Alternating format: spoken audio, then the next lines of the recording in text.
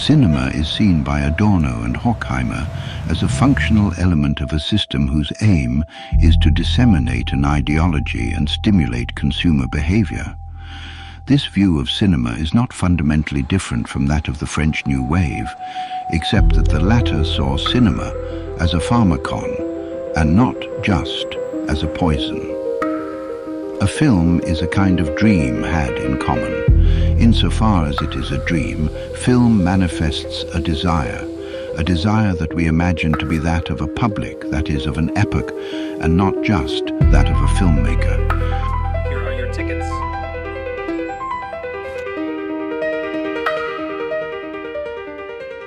We feel it, don't we?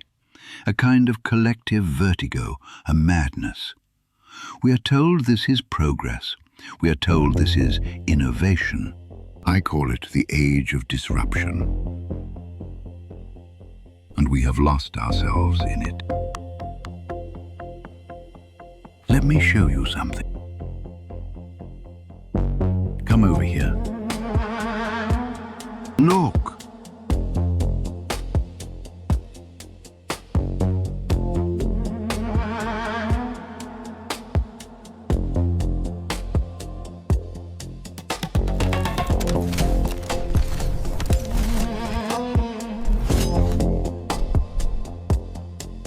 Our machines, our digital media, our networks, and now artificial intelligence evolve rapidly.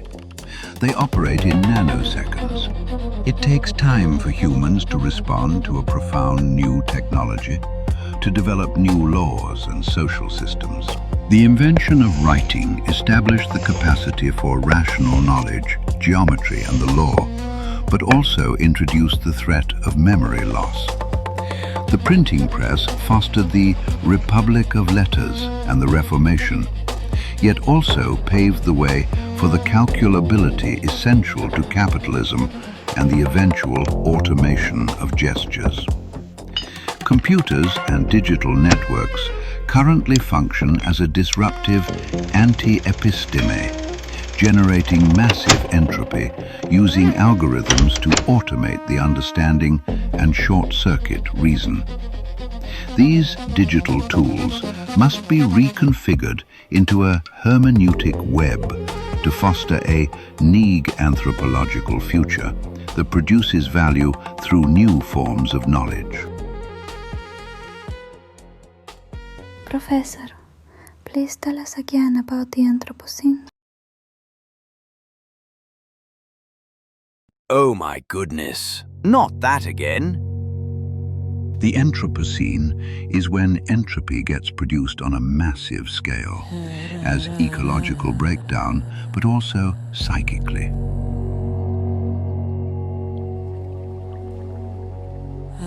The Anthropocene names the disruptive stage of the Anthropocene as it reaches its vital limits, because reticulated fixed capital, which is a global technical system, functionally short-circuits every social system, and along with them, all the deliberative processes in which they consist, all the forms of knowledge on which they rest, and all the forms of care they cultivate.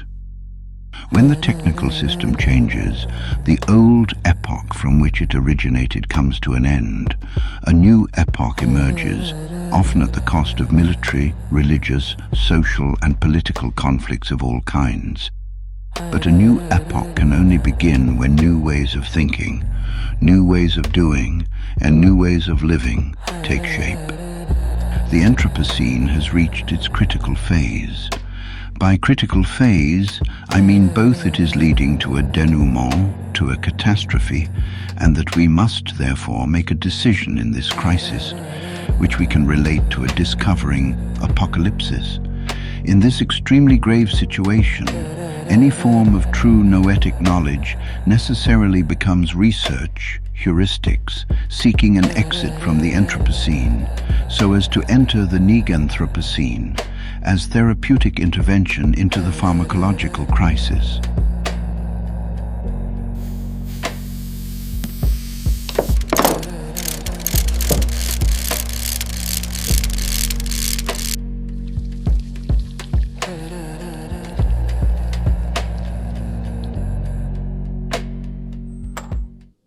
human experience relies on three distinct forms of retention that weave time together.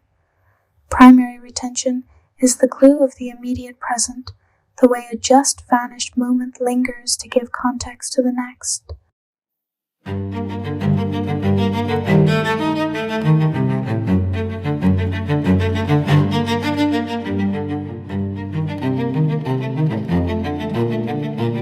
Without this active holding, a melody would be nothing but disjointed noise.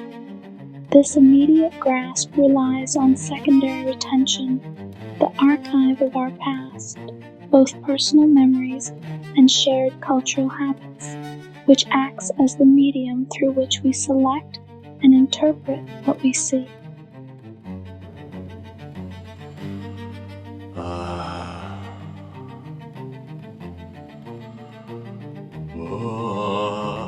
Tertiary retention is the offloading of memory into external objects, from ancient manuscripts to digital code. While these tools allow knowledge to survive beyond a single lifespan, they act as a pharmakon, a remedy that extends our capacity, but also a poison that threatens to automate our thinking and homogenize the mind.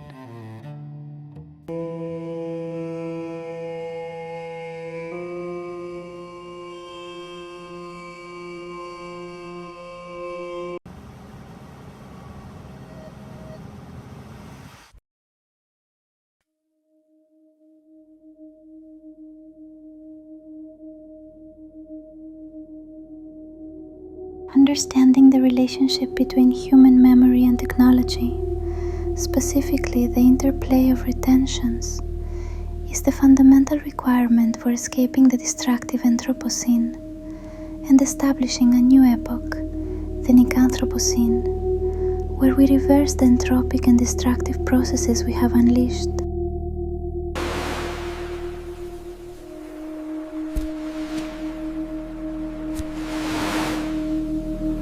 The possibility of a neganthropic future depends on recognizing that human consciousness is conditioned by technical memory, tertiary retention, and actively working to transform our technical supports from instruments of control into instruments of knowledge and care.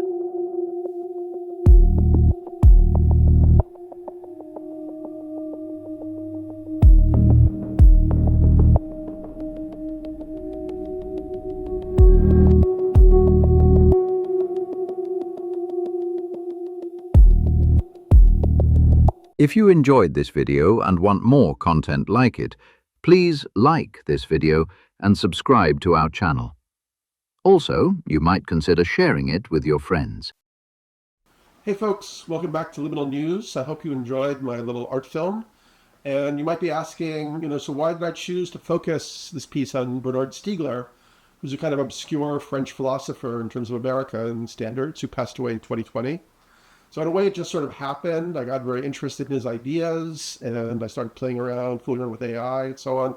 And Stiegler's ideas around technology and media resonate deeply with a lot of themes I've explored in my own books, such as How Soon Is Now and 2012, The Return of Quetzalcoatl. And I find that there's a lot of different ideas about the future right now, and a lot of them I really don't like. I don't like the retreat into the pre-modern past that Paul Kingsnorth proposes in Against the Machine, where he thinks we should go back to medieval technologies and smash up the screens and so on. I get where he's coming from. I think that's just not going to work anyway. I'm totally against the Heritage Foundation, MAGA right-wing idea of a Christian nationalist state with traditional values and, no birth control or whatever. That also seems totally regressive. I completely don't buy into the transhumanist kind of singularity philosophy of Ray Kurzweil and Nick Bostrom and so on. And I find that Stiegler is really offering a different path. So the film you just watched is my appreciation of his ideas and also kind of celebrating his highbrow rhetoric, which I admit is a bit obscure. The film also attempts to model what he's talking about, at least as much as I understand it. So Stiegler believed that technology is never just a tool that we're using. It is like a constitutive element of human time and consciousness. The tool changes us as we use it, as phenomenologists talk about. And he wrote about our capacity to develop and use new technologies is actually what makes us distinctly human. However, where we are now, we've reached a very precarious moment where this talent, which is kind of our greatest attribute as a species, has also become our greatest threat. By the way, Stiegler's own life story is pretty interesting and kind of informs his work. He actually served time in prison for armed robbery when he was young, and it was while he was in prison that he started to study philosophy. And later in life, he became kind of a big deal in French philosophy. He directed the Institute of Research and Innovation at the Centre Pompidou in Paris. He founded an activist group called Ars Industrialis, and he really dedicated his life to diagnosing what he called the pharmacological crisis of our post-industrial civilization, which I'll explain what that means. So Stiegler's diagnosis is pretty stark. He believes that due to the acceleration of innovation and technology and the automation of the mind that it's caused, we've kind of lost our ability to self-reflect and to imagine our own future. So his work is very dense, and at times it almost becomes inscrutable with a lot of terminology, but I actually do find his analysis really helpful, maybe even necessary, for understanding our current situation.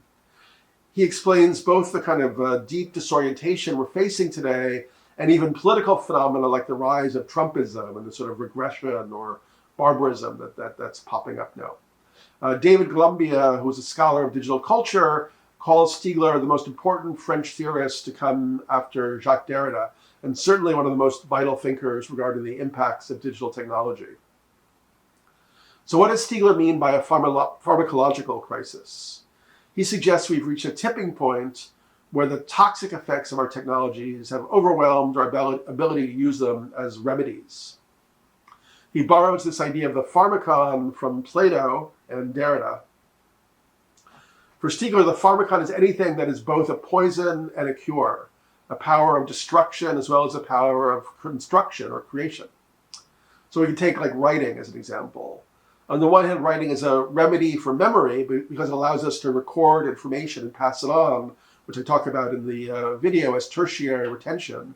But it's also a poison because if we rely on it too much, our internal memory will atrophy. We just, forget. We consign everything to the device. Socrates, for instance, refused to learn how to write because he believed it would destroy his memory. Historically, every major new technology requires time and effort for people to assimilate. This is especially true for communication technologies and media technologies because they actually structure our consciousness and identity in a deep and even a phenomenological way. The printing press, for instance, was a massive shock that really changed our society deeply. The printing press led to the Reformation and the English Civil War as it democratized knowledge and access to the Bible.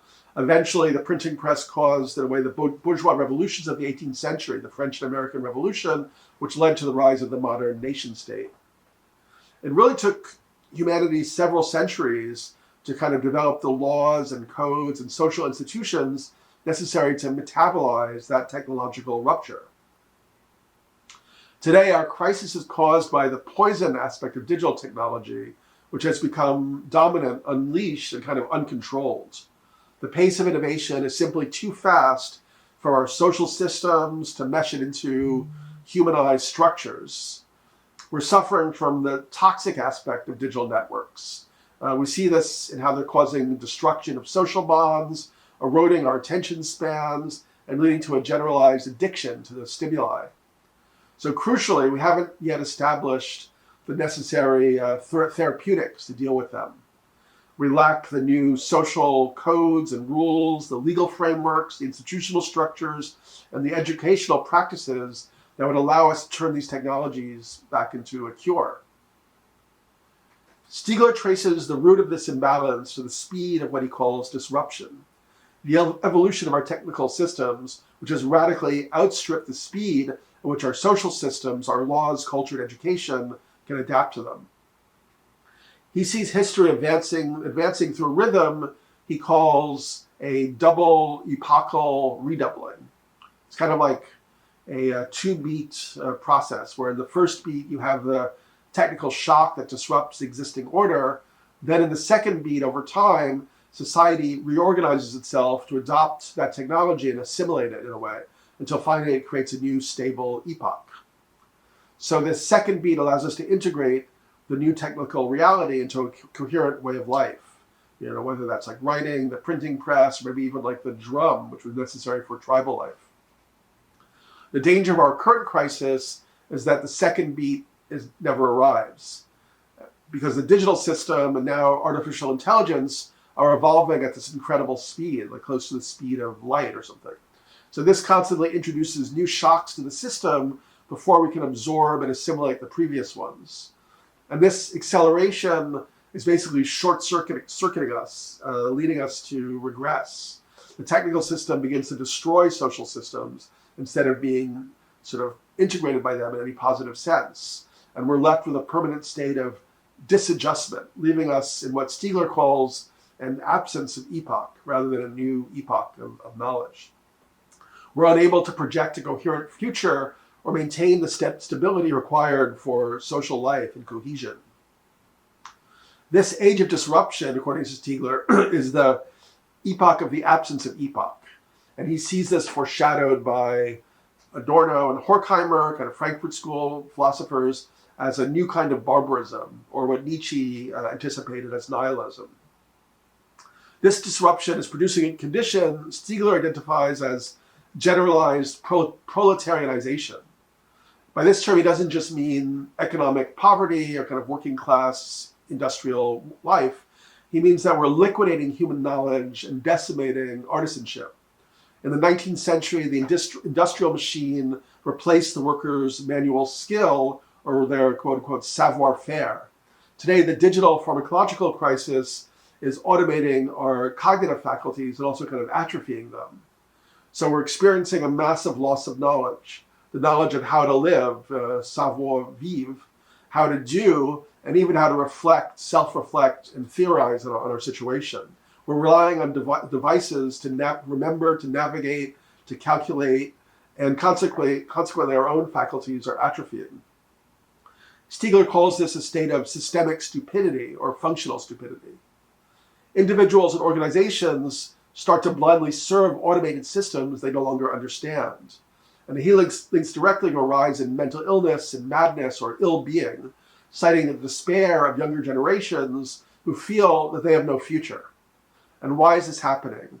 Because that very capacity to envision a future, to project oneself forward into time, has been automated by algorithms that anticipate our desires before we even form them, as well as the awareness of ecological crisis and breakdown and all the other stuff, and existential threats and so on.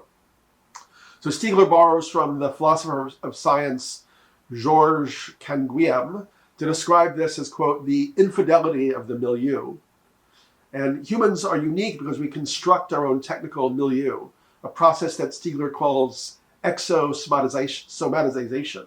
But this milieu is constantly changing, and it can become unfaithful or hostile to the organisms, the humans living within it. And today, our current environment has become an Anthropocene, a generator of massive entropy characterized by disorder, waste, and the dissipation of energy. And this entropy threatens not only the physical biosphere through climate change, but also the human mind, which needs a kind of stable, what he talks about as a neganthropic environment, a sort of, an environment that works against entropic processes in order to function and be healthy and happy. And the digital environment shatters our ability for sustained attention as it fragments social time and so on. And as we see more psychic entropy, this is leading to social disintegration and the collapse of the we, of the sense of a collective being that binds communities together. And now we're at a point where this collapse of knowledge is reaching the stage of what he talks about as the end of theory, generating a collapse of like rational purpose, analysis in itself. But what's great about Stiegler is he doesn't leave us without a path forward. It's not just a diagnosis. When he defines our crisis as pharmacological, he believes the solution is not to reject the technology, because that would be really impossible and a reactionary retreat. That's just not going to happen. What we have to do instead is heal our relationship to it, to properly assimilate it into our society so it supports our collective capacity to learn, to feel, to think, to evolve. So the crisis is fundamentally for him a lack of therapeutics. We need new systems of care and binding regulations that can humanize and socialize this pharmakon that we've unleashed. We have to move from a state of passively submitting to this poison, which is only kind of adaptation, to actively prescribing how technology should be used, which would be adoption for him. So faced with this crisis, we need to develop new social practices. We need to learn how to master our technological projections so we can produce meaningful knowledge and enhance communities of care, which is very much the opposite direction of where things are going right now. So Stiegler calls this practicing a Neganthropology, producing anti-entropic possibilities within the very heart of this technological system, rather than trying to escape or regress from it.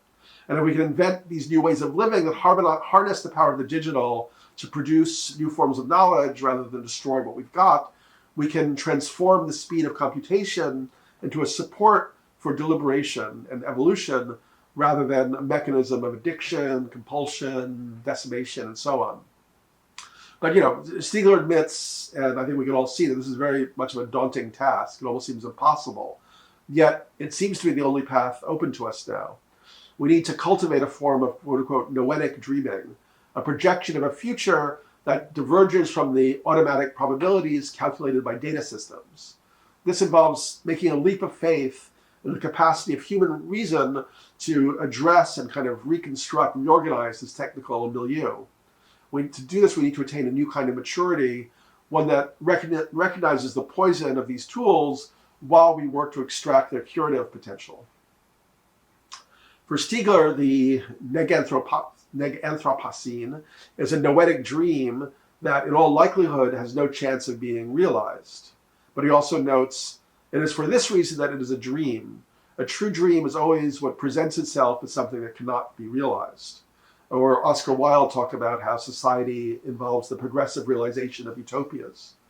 So if we can engage with the pharmacological nature of our reality, if we can accept the responsibility to care for this world that has become, as he says, unfaithful, we can make progress. And we have to strive to weave back together the kind of frayed threads of attention, memory, time, and society into a new expression of human possibility. So that's my understanding of Stiegler. That's what I tried to get across in the piece. If you found this stimulating or interesting, please subscribe to Liminal News, like this video, share it. It really helps these ideas reach a wider audience. Thank you for watching.